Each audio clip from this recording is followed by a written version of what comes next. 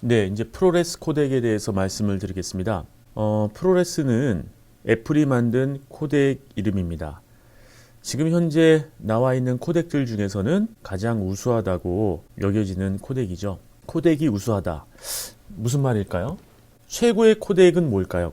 최고의 코덱, 제일 좋은 코덱. 그것은 화질은 많이 떨어뜨리지 않으면서 용량은 굉장히 많이 떨어뜨려주는 그런 코덱이겠죠. 코덱이란 말은 CO와 DEC로 합성이 되어 있는데요. CO는 코딩, DEC는 디코딩, 또는 CO는 컴프레스, DEC는 디컴프레스의 앞자를 이렇게 붙여서 만든 신종어입니다. 신종어.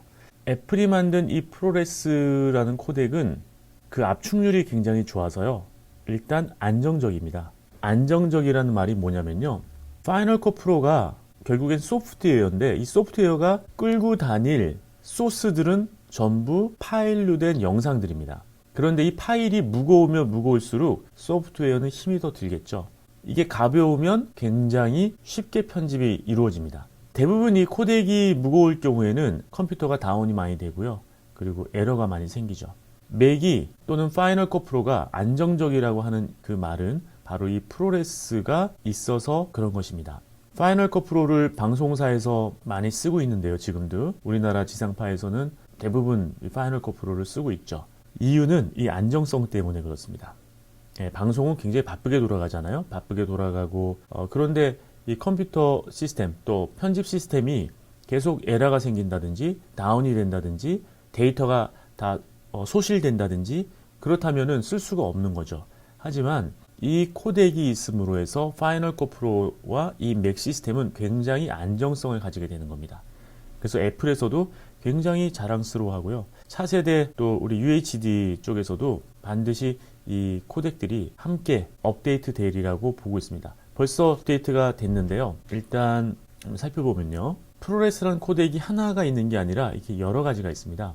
일반적으로는 프로레스 4444, 포트2 HQ, 포트2, 포트2 LT, 포트2 프락시 이렇게 처음에는 프로레스 포트2 HQ하고 프로레스 포트2만 있었는데 프로레스 4444하고 포트2 LT하고 포트2 프락시가 새로 생겼습니다. 그래서 5개가 됐고요. 4444라고 되어 있는 저 하나가 더 많잖아요. 포가 자릿수가 하나 더 많은 이유는 저 코덱일 경우에는 알파 채널을 따로 가지고 있습니다. 그 얘기는 뭐냐? 내가 컴퓨터 그래픽 작업을 해야 된다. 또는 색보정 작업을 해야 된다. 용도가 그래서 다른 거죠. 그리고 지금 현재 우리가 IPTV로 보는 HD급은 프로레스 포트2입니다. 그리고 그거보다 조금 더 화질이 좋은 게 프로레스 포트2 HQ. 프로레스 포트2 HQ는 마스터 보관용 또는 조금 더 좋은 화질로 영상 제작을 할 때 필요한 포맷이라고 보시면 되고요. LT는 전송률이 굉장히 빠르죠. 빠르기 때문에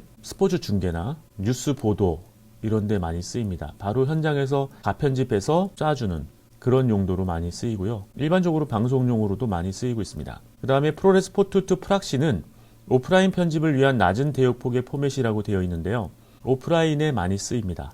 그렇다고 해서 화질이 굉장히 안 좋거나 이러진 않고 작은 화면으로 볼 때는 우리가 일반적으로 24인치 정도의 그 화면으로 볼 때는 이게 프락시인지 아니면은 HQ인지 분간을 잘 못합니다. 그래서 그 정도로 나쁜 화질은 아니고요.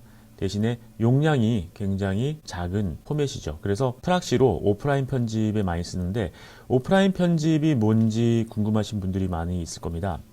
오프라인 편집은 간단하게 얘기하면요. 예를 들어서 지금 프로레스 포트2 HQ는 굉장히 크잖아요. 크기가. 화질이 좋은 반면에 크기가 큰 거죠. 이런 그 고화질의 코덱을 가지고 편집을 하다 보면 버벅거리거나 이제 컴퓨터가 사양에 따라서 힘들어할 수가 있습니다. 그러면 이것과 똑같은 쌍둥이 파일을 만들어내는 거죠. 뭘로? 프락시로. 프락시로 만들어서 그 프락시로 편집을 합니다. 프락시로 편집을 하고 예전에는 편집을 한 다음에 EDL이라는 포맷으로 출력을 했죠. Edit Decision List예요.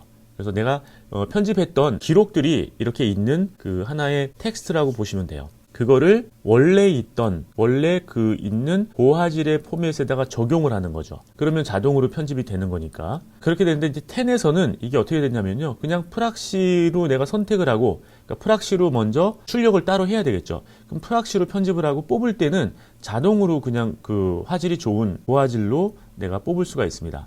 그러니까 이거를 뭐 EDA를 뽑거나 이럴 필요가 없고 그냥 프락시로 편집을 하면 자동으로 뽑을 때 내가 고화질을 선택을 하면 고화질로 뽑히는 그런 형식입니다. 그래서 뭐 그렇게 신경 쓰지 않아도 오프라인 편집하는 데는 문제가 없습니다.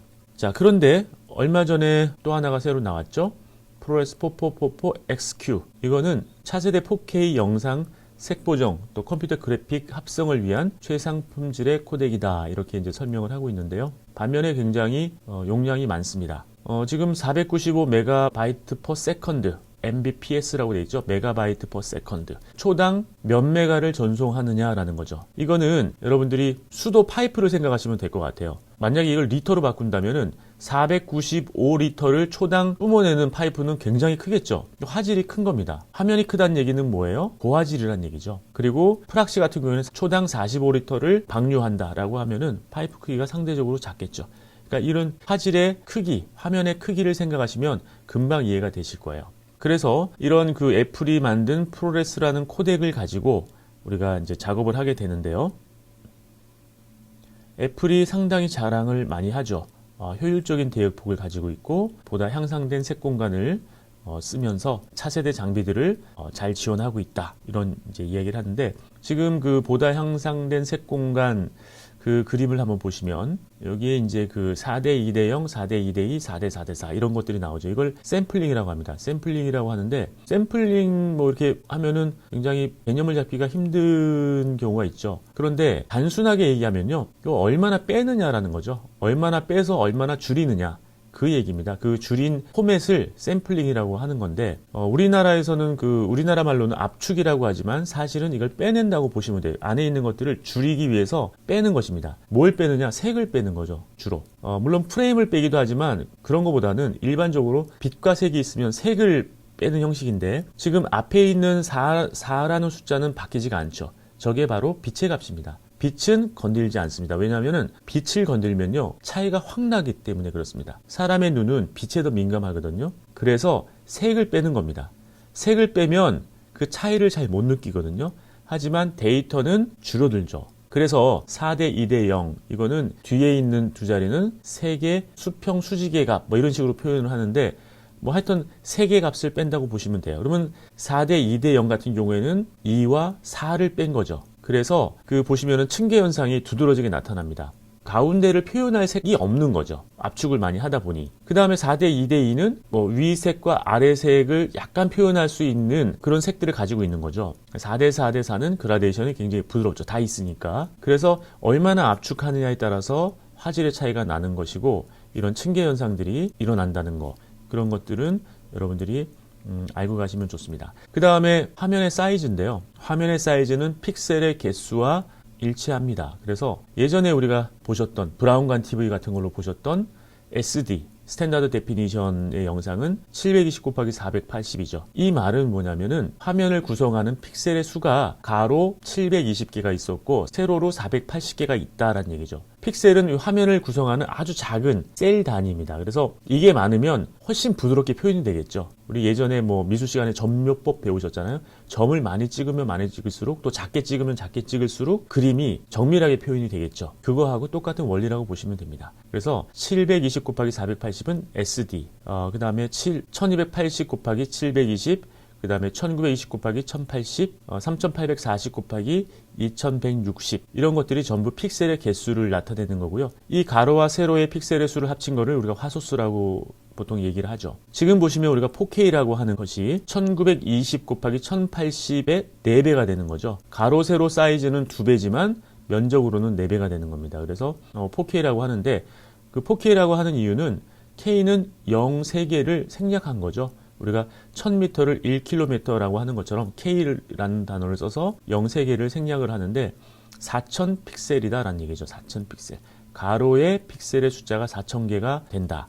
그래서 보시면은 지금 두 가지가 있습니다. 4096이 있고요. 3840이 있죠. 이 3840은 방송용 포맷이라고 보면 되고 4096은 영화용 포맷이라고 보면 됩니다. 그래서 DCI, 디지털 시네마 이미지라고 하는데 그 영화 사이즈를 4096 곱하기 2160으로 우리가 표현을 하는 거죠. 네, 그래서 화면 사이즈를 보셨는데 UHD는 4K를 UHD라고 일반적으로 하진 않죠. 8K를 이야기합니다. 일본 NHK가 뭐 아주 오래전부터 개발을 했는데 원래는 8K입니다. 근데 8K로 방송을 하기에는 너무 불가능하기 때문에 지금 4K라는 단계를 거쳐서 가는 거죠. 예, 나중에는 아마 8K 쪽으로 가게 될 겁니다. 그런데 왜 우리가 4K로 방송을 하는가?